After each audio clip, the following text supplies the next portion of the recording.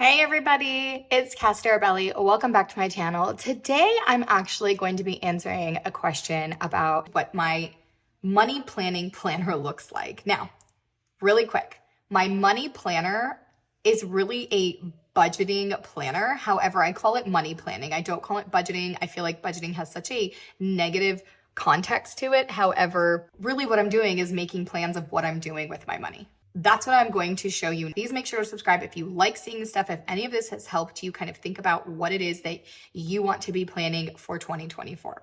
So let's move on. You can see I have top tabs here. The first tab is going to be my finances. These sheets I actually created myself on Canva. I will try to link them below that you can print them out for yourself as well if you want to do that, if this is something you're interested in. And I also have some sheets here from the Organized Money's Etsy shop. And I also believe that I have the Live Rich Planner printouts. So I'll link both of those below. But again, you can create these for free on Canva. If you literally just go to search on templates and search budget plan or anything like that, you will find a bunch of sheets that you can adjust and customize or just print the way that they are. So the first thing is my finance tab. And let me just give a little bit of background about this. So for me, I know I have a lot of businesses and I, again, fully manage two of them by myself and also our personal finances that I manage solely by myself. My husband obviously is aware and participates in the spending and the earning and different things like that, but like I'm the one that does all the money stuff. And so again, with this, you're going to see my personal stuff. You're going to see things that I have to do with the different businesses that I manage solely by myself. And so this is kind of what that's going to look like. If you're interested in any of these tabs, you can buy them from Live Love Posh in the different sizes depending on your planner. They already come hole punched, and they also give you these awesome labels, Live Love Posh, like I said, so that you can just stick them on the top of these tabs. So the first thing you're going to see is going to be the 5 money goals that I have moving into 2024, which I'm going to talk about in just a second. And then you're going to see this sheet, I believe, is from the Organized Money. And this just kind of gives me a little bit more detail about these short-term, medium-term, long-term goals that I kind of have. I also will write out my money routine, which is something that I do every Monday at 1 p.m. Mondays at 1 is when I do my Money Monday routine. So on Mondays, I have a money routine that I come in and do, and you will see what that looks like daily, weekly, monthly, quarterly, and annually. We will write those out together. And then the next thing is my savings tracker. And we did acquire some debt this year. We were debt-free before. We made some strategic moves and investments. And so now I'm going to be tracking my debt and paying that off. After that, you'll see my budget tab. This I created all by myself. So what I did was I started planning and really trying to figure out what I wanted to do with my money. But what I've realized is it's very hard to create a money plan when you don't know where your money's going already. So the number one thing you have to do first is just start tracking your spending. Just start tracking where your money's going. That's going to look like looking at your bank accounts, credit card statements. Where is all this money that's coming in going? Your bills that you're paying, whatever that looks like. And once I did that, I was doing that for about 3 to 6 months. I started realizing what percentages were going to different categories and what were the categories in my life. And so first things first, I came up with my money plan or budget categories. And these are the categories of the things that we spend on every single month, or sometimes on a quarterly basis or whatnot, but these are the categories. Now, what I do on my Money Monday time is I will go through all my transactions. And again, I will talk about that in just a second. And then I will total for the end of the month, how much money we earned. Did we use any of our savings to pay for some of these things? And then I will put in the amounts in each category. So how much money went to bills, how much money went to groceries. And the other thing about these categories is when I started tracking my spending, I started realizing what am I using my money for and what categories make sense to me. So some people might say, okay, food and groceries are the same thing. Not really. Food is really about eating out. Groceries is really about the money we're buying for groceries in the home. Shopping could mean clothing. It could also mean household stuff. But for me, I have different categories because I want to know what I'm spending on household items and what I'm spending on shopping otherwise. Another thing is like I have a category just for Amazon. The reason why is because I buy a lot of things on Amazon and some of it honestly is bullshit.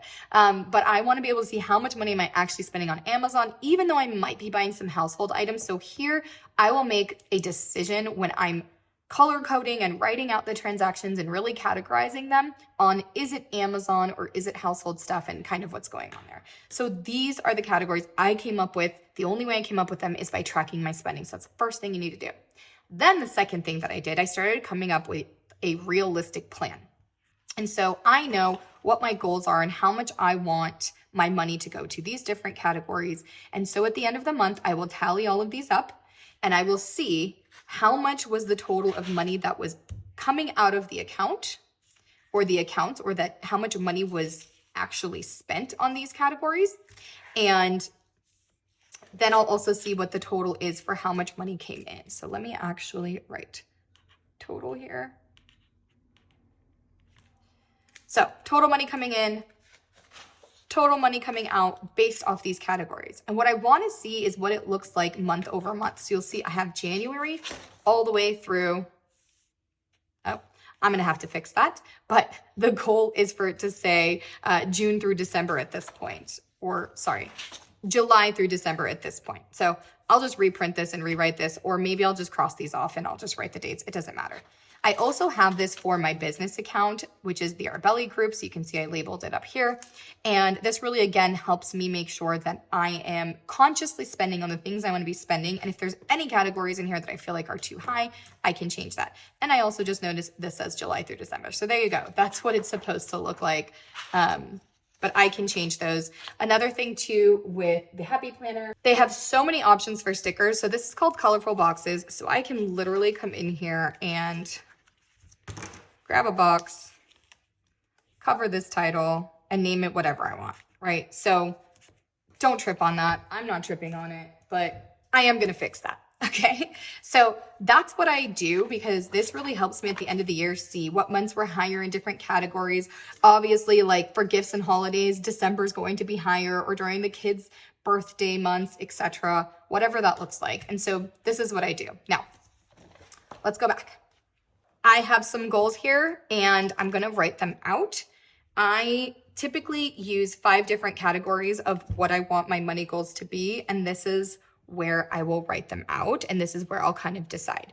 So the first one is going to be income. The second goal that I have is going to have to do with savings. The next one is going to be this year debt reduction. The next one's going to have to do with planning, making sure that I am on top of creating my money plan and sticking with it.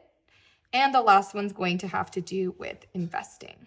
Now, some of these goals I know immediately, and some of them I still have not completely figured out, but we're going to work on this together. So when it comes to income, I think the biggest thing is there might be a dollar amount of income that you want to increase or to earn, or whatever that looks like. And if you're not sure about the dollar amount, then I would definitely take a look at thinking about maybe a percentage that you want to increase. Maybe it's 10% this year you want to increase your income. Maybe it's 20%, whatever that might look like. So if you don't have a dollar amount, I would say maybe look at a percentage. And that goes through with all of these, okay?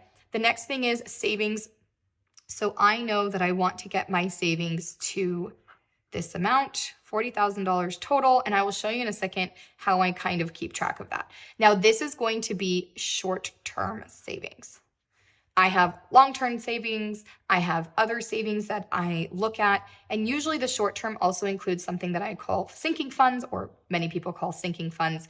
And sinking funds is really just about having certain categories that you know you're going to be spending money on and making sure that you're saving monthly and kind of putting money in there as a fund to be able to use that and use those funds instead of just swiping your credit card. So you're kind of planning ahead for these things you know you're going to be spending money on. And so this is short term where money's coming in and money's coming out constantly, but I really want to get it to a $40,000 liquid cash savings account.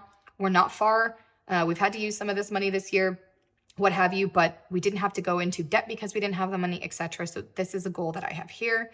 When it comes to the debt, I know how much I want to pay off, and I'm going to put that figure here. So we have, I'm gonna say I wanna pay off 15,000. It's a little bit less than that, but I'm just rounding up, and this will completely be paying it off. So we'll be done with that. Hopefully I don't get into more debt for any reason, but that's kind of the goal, to get rid of that. I wanna pay that off. Planning, when it comes to planning, I want to be doing my weekly and monthly planning. I want to make sure that I stick to that. I am pretty good about it, but sometimes I do fall off, so it's just one of my goals. And then investing, we're going to be doing $6,000 a month. That's going to be going into different accounts and different investing things that we are doing. So as far as income, I have not decided. Honestly, for me at this point in my life, I'm like, good. Obviously, I want to continue to increase my income and the potential that I make money-wise, but I almost am like, if I can just make sure that we're sticking to our money plan, I might just make this a percentage. So I'm just going to put increase income by this percent, and I'm going to decide what percent I want that to be, because I don't have a dollar figure in my mind right at this moment.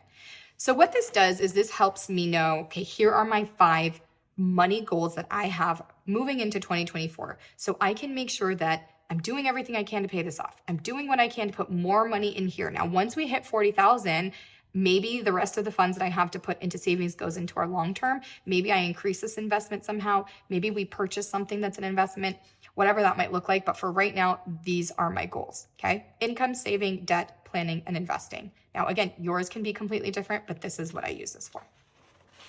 Now, if you want to break down what those short-term things look like, maybe medium-term things look like, long-term things like retirement or buying a house or making a big purchase, or maybe college is coming up for your kids, maybe you have a child who's getting married, or you want to be putting some money aside, whatever the case might look like, you can break that down in this sheet here. I have not decided yet what I want to do with this.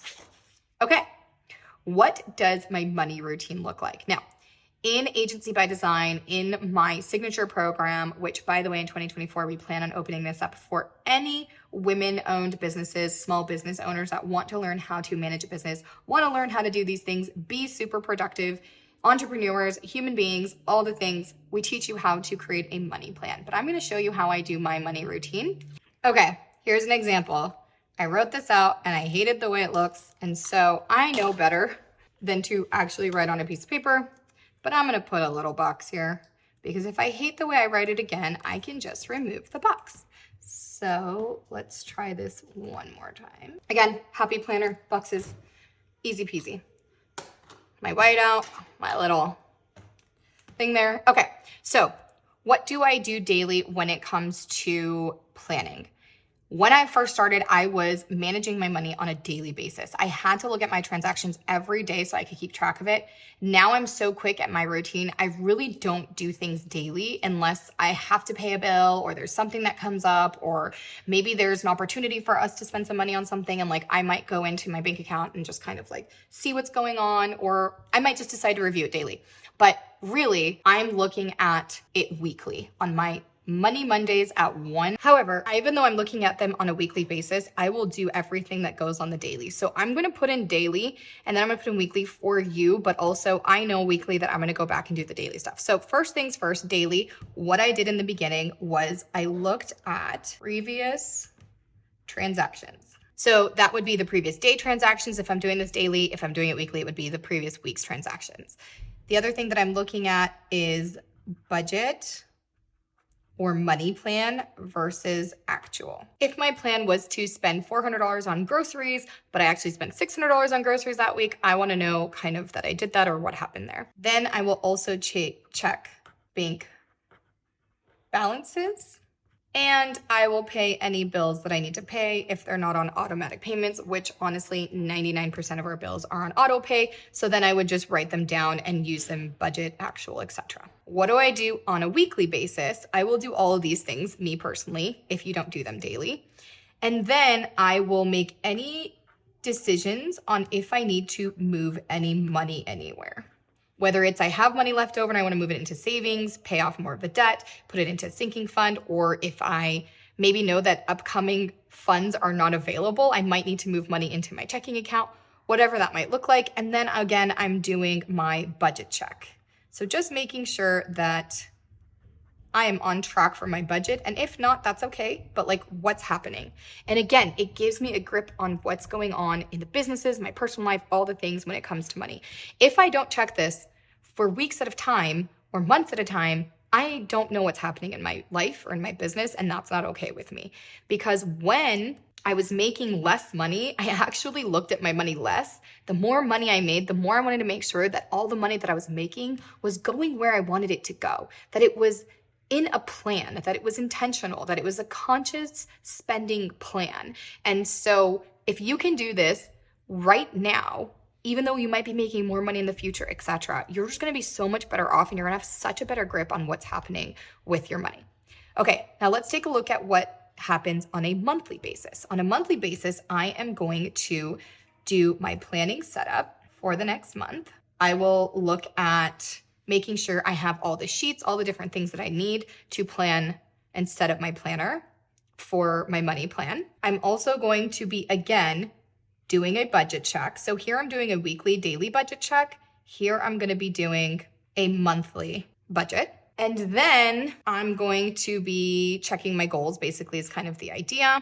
And then I'm going to be doing a closeout. So a closeout is where, again, I will take all the different categories and I will put the totals here. And this is how I close out my budget at the end of the month. How much money came in, how much money came out, and what was I spending my money on? So I will do that at the end of the month. And then lastly, I will take a look at anything that might be coming up next month that I need to know about. So for example, if the next month I have some birthdays or some other expenses that I need to think about and worry about, I will take a look at them before the next month comes out. What do we do on a quarterly basis? On a quarterly basis, I will check savings and sinking funds. I will check in on my investments. And I will also take a look at the bills that we're paying and seeing if there's anything we can reduce or there's anything we've had to add on, and just making sure that I have a good grip on the bills and just different things that are happening at that point. And then what am I doing on an annual basis? Well, kind of see me doing this now and talking about it now, but I'm setting up my planner for 2024 and what I'm going to be using and how I'm going to do it. And then I'm goal setting. So as you saw, I set the goals and still have to do some of that stuff and finish that up. Then I'm going to look at the overall year budget, what I spent my money on. Did I stick to the money plan? Did some changes happen? And then also I'm going to review year over year. Now, because I've been doing this for a while, I can do this. Some of you at this point might be thinking, well, don't you just have an accounting or bookkeeping software that you can take a look at these things? Absolutely, I do. QuickBooks is what I use. I don't use it for my personal though, right? But I can absolutely take a look at these things. And the reason I do them paper planning wise is because, again, it's so hard to just go in and look at transaction per transaction. When I'm going to my profit and loss, for example, it's already happened. And I'm not really like in the day to day, the week to week. I can't make money decisions in real time because it's already happened.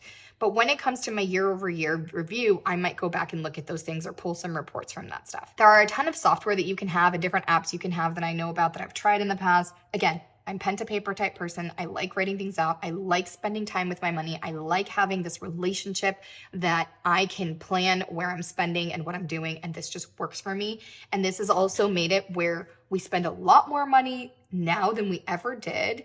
And we have a lot more abundant life and things are a lot more intentional. And this just is the reason why. And so if you're someone that feels like you don't have the grip, you're not sure where your money's going, you just want to make plans and like be able to stick with them, this is how this helps. Now, let's also talk about when these things happen. So daily, I would say if you did this daily, it would probably take you about 10, 15 minutes. It shouldn't take you too long, depending on how many transactions are really coming into your life every single day. But this happens in my morning routine. So when I come into my office and when I start working on my planner, it happens in my morning routine. Weekly, this happens on Monday, which is at, again, 1 p.m. for about maybe an hour is what it takes me because I'm doing the entire week. Otherwise, this should take you just a few minutes to figure out what's happening with your budget and with your money. On the monthly, this is going to happen on Sunday, which is the last Sunday of the month. This is going to happen last week in the quarter. And this happens every year in December.